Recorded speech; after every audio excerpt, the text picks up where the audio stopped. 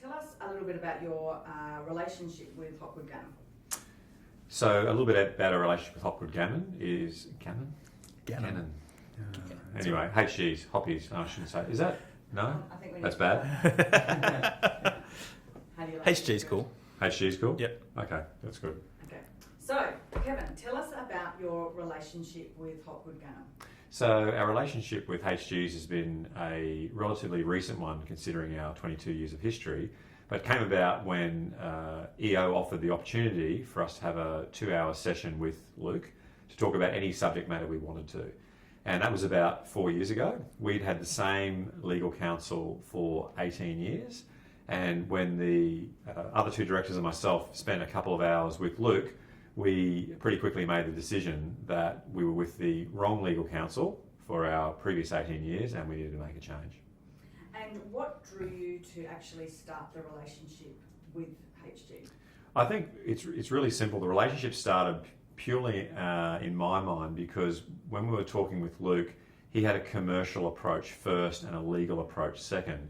And that's something that for me is very, very important because the law is an important part of business, but it isn't business. And there needs to be a commercial review first and foremost. Then we make sure it abides by the law or is in the best interests of the law. But it's that real commercial nous, which is what really attracted us to HGs. And is that a deliberate part of your approach, Luke? Absolutely, yeah. So we just through experience and working with business owners, have, I think, developed a real understanding of what clients need commercially and across a lot of different industries, because we don't just deal with clients in one particular industry. And a lot of the time, when clients are presenting a problem to us, the answer, there's often two answers. There's a legal answer, which is useful to some degree, but there's also a commercial answer, because ultimately what we're about is delivering outcomes that deliver commercial outcomes for clients. Mm-hmm. So if we don't understand what the commercial drivers are for the clients first, then the legal answer is kind of irrelevant at the end of the day. Now, that you're not always in a position to deliver exactly what a client wants all of the time, because sometimes, frankly, the law gets in the way a little bit in various scenarios. But if you know what the client wants commercially, then you can work toward that and get as good an outcome as you can, having regard to that outcome or that set of objectives, rather than just what's the correct legal answer, which, frankly, a lot of the time clients don't really care what the correct legal answer is, understandably. So, Kevin, could you share a specific experience that you've had with HG of how they've helped you, obviously within confidentiality?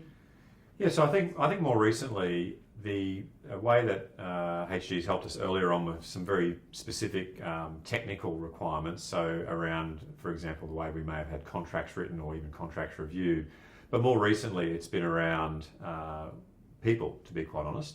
We've got a reasonably large and rapidly growing organisation, and while we manage our people in what we think is a particularly good manner, we've really started to increase our performance development with those people. And there's been some tricky situations where we've had people which may have had situations that were related to them having a sickness or questionably having a sickness, and exactly how to approach that in a fair and equitable way.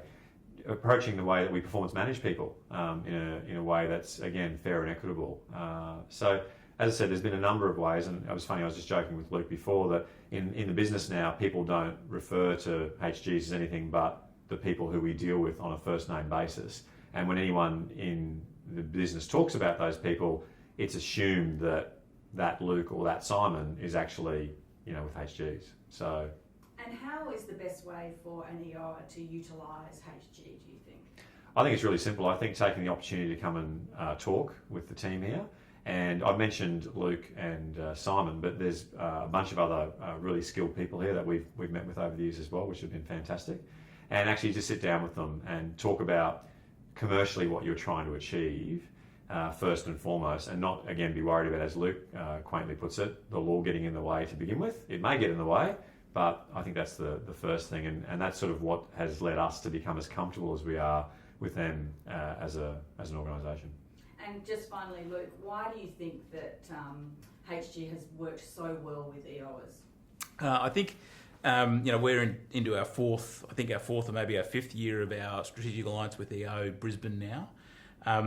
as Kevin said in the early stages, it was really a lot of me doing a lot of relationship work to build those relationships with EOs. But the pleasing part, certainly from my perspective, is that we're now in a situation where quite a number of people through HopgoodGanim have done a number of jobs for EOs and worked with EOs.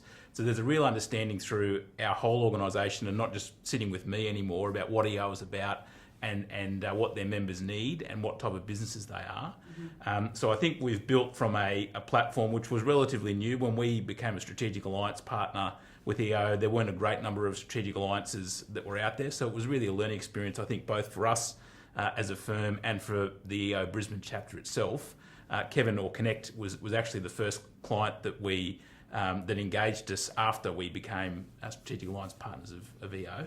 And we've since then dealt with a really broad range of members, but having a broad range across our business of people who have engaged with EOers, who have come to EO events, who have worked with EOers, really now means that no matter what the scenario you're faced with from a legal point of view, I've got someone in my business who knows what it's about to work with EO.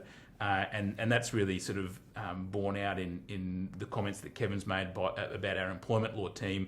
I wasn't actually even aware really that work was going on, and which is a great thing, because I am still the main point of contact for our EO relationship. And in the unlikely or very rare event that an EO is or hasn't been happy with the service that they've got, and I hear about it very quickly, which is great, because we can then address it. But to not have even been aware of that work going on directly, is a great sign that our business is delivering on what EOers need, and that's a really important thing for us. Excellent.